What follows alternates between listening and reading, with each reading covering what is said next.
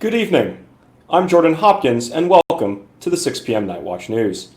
Tonight, it starts with one. One thing, I don't know why. It does not even matter how hard you try. Keep that in mind. After all, I designed this rhyme to explain in due time all that I know. Time is a valuable thing. Watch it fly by as the pendulum swings. Watch it count down until the end of the day. The clock takes life away. It is so unreal. It's so unreal. I didn't look out below. Watch the time go right out the window. Trying to hold on, but I did not even know I wasted it all just to watch you go. I kept everything inside, and even though I tried, it all fell apart.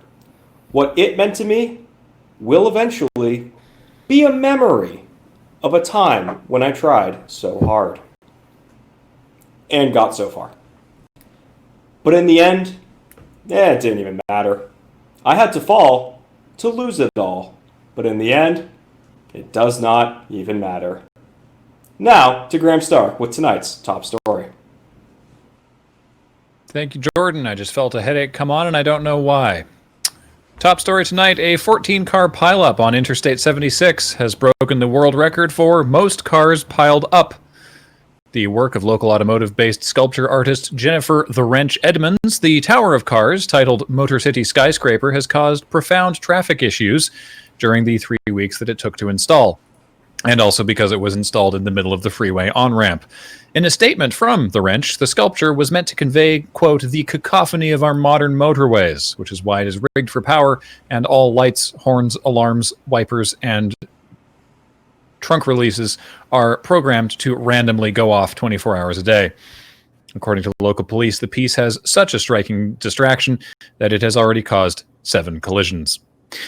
I'm sorry, this just in, 8 collisions. Back to you, 9 collisions. Back to you, Jordan. I'm assuming that by the end of this broadcast, we'll be at 15 collisions. To get away from this horrible number of collisions, let's head over... 10 collisions. I'm going to revise my update to 20, and before this gets out of hand, let's check in with Ben Ulmer in entertainment yesterday. Thanks, Jordan. Unfortunately, I didn't make it to work on time yesterday, as we all know, so the studio cut funding on entertainment coverage. Instead, I'll be bringing you the news about the latest technology. There's a fad sweeping the nation, one that started off as just a tool for creepy people to meet each other in virtual spaces and turn themselves into Garfield or Hank Hill. VR, or virtual reality, is sweeping the nation and becoming quite popular. A new game was released called Magic Sword Online and has been taking over the lives of those who play it. Categorized as a VR MMO RPG, players are able to go inside the virtual world and live out their fantasy lives with millions of other players. I'm going to pop on my headset, and through the power of technology, you will be able to follow me with an in-game third-person camera. Well, what are we waiting for? Let's go!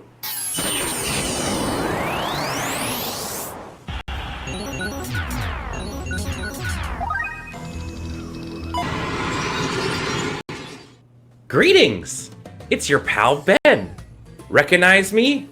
No? Well, that's because this is an avatar.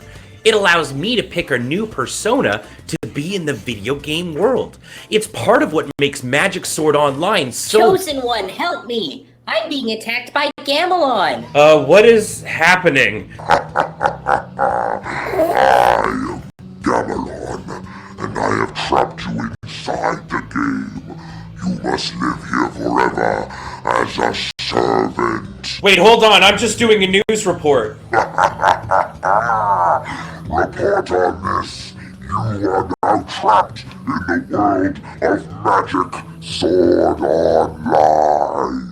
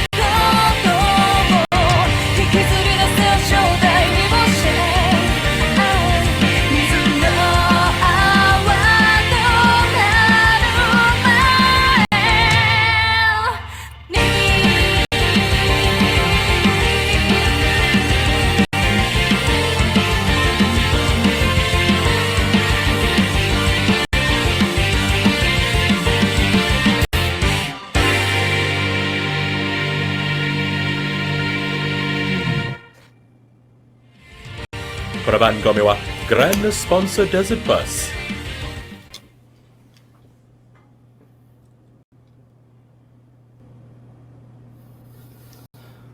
Well, it looks like Ben is Issa kinda in trouble, but we'll get back to him another time. I'm trying to figure out how to pronounce it. I think it's Vermorg. He said VRMMORPG. That's the best I've got. I don't know. Oh, Vermorpaga? 15 collisions, by the way. 15. Okay. Can I revise to 30 before we move on? Sure. Fantastic. I'll put it up on the big board. 30. Ooh, good. I have good odds this week. Moving on from that, let's check in with Ian in New Stonks City. Thanks, Jordan. Thanks, Graham. It's a busy day in the world of consternated currency, so let's get right on to today's winners and losers. First off, Bitcoin. Bitcoin's back in a big way, baby. And you'll know if you've been watching this program, I've been tooting that Bitcoin horn for a long time. That's right! If you've been paying attention to the market, you'll know that we're in for some real big payoff in the next few cycles, so get that investment in while you can. Meanwhile, did you hear that?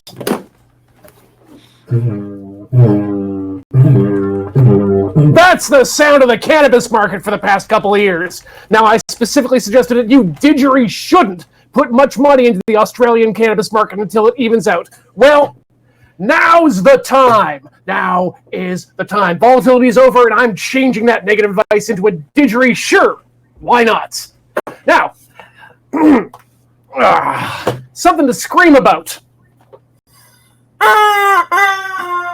Tim Apple released some new laptops, so that's nice. They got a new chip in them, which is great. Apple's been marching down the path to release their own silicon for years now, and starting with their incredibly popular phones, are now moving on to desktops. The market's absolutely eating it, so get while the getting's good.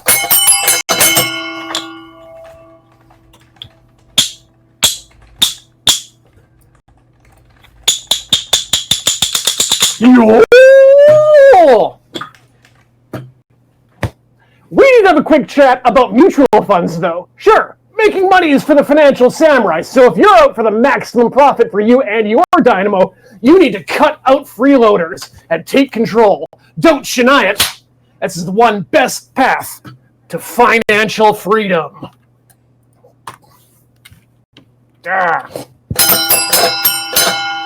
And finally, your savings vehicles.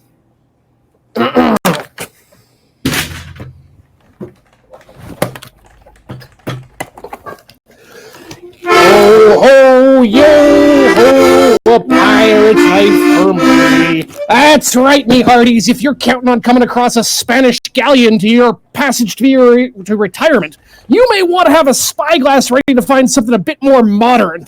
I recommend a pack of Rothmans, or if you know someone in the IRA, go for that. But if you're like me, you're going to want to pay attention to today's stock pick of the day. That's right, everyone. Whoops. We've got too many slides. Today's stock pick of the day. Today's stock pick of the day. Well, might come as some surprise to you, but hear me out. I know we get all excited about a 401k as being the path that Alan Greenspan used to becoming majorly profitable, but by my recommend, the American pizzazz can no longer compete with the reliability of today's Japanese stocks. So my pick of the day is the Toyota Camry. Back to you in the studio.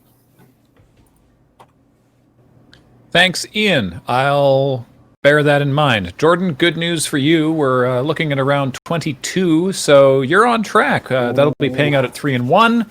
House will be closing betting in about 3 minutes. In the meantime, the lunar eclipse is coming up, and we've sent our on-the-street reporter Matt Wiggins out to the local planetarium to talk to a real-life astronomer. Matt, come on in.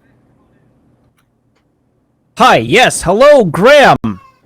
How are you?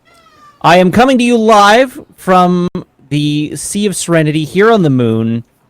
I got to thinking, after speaking with the astronomers at the planetarium, I got to thinking that what better way to witness this uncommon and majestic cosmic event than with front row seats. So I spent years training as both a hotshot pilot and then as an astronaut, and have made my way here for the event of a lifetime. It's very impressive that you talked to the astronomers first.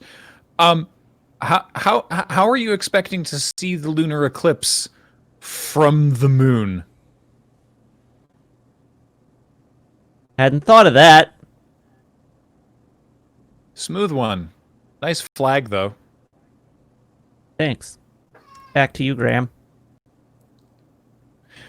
There are so many holes in his story, I can't even begin to process how he made it there. Hopefully there are no holes in his suit. That will do it for tonight's Night Watch News at 6. And, bad luck, Jordan. 36. My $9! Goodbye, everybody.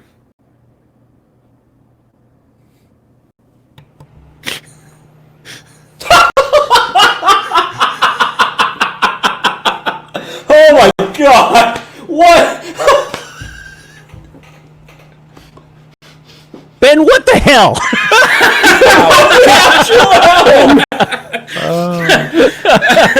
I was like, oh, Ben's got into the face rig again. Yeah. The face rig mascot character, the little red panda, skittering across the bottom of screen. I couldn't figure out. Me. Apparently, there's a way to actually do body rigging on that, but I couldn't figure it out. So The program is like medium at best. Yeah. Oh, my actual animal needs to be let out of the room. Hang on. Oh my god. People were asking who did this for Ben. I did this for Ben. I made it all. Ben did this for us. Yeah. Treat yourself to I appreciate that the only thing we knew about it was, oh yeah, it'll cut to static at the end to send back to the studio. I wanted it to be a surprise for everyone.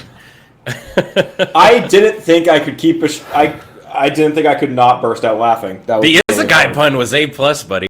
Oh, That was really good. fun. Thanks, Ian, for being the only good thing that has come out of Jim Cramer. The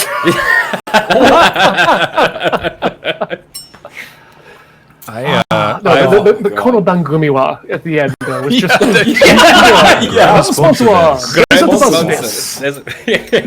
Oh my goodness. There's usually like something said after that, but I tried so many times to like pronounce it properly, and in the end I just gave up. The O Christmas bit. Yeah. Yes. The O Christmas Tokyo kind of thing. Yeah. Christmas.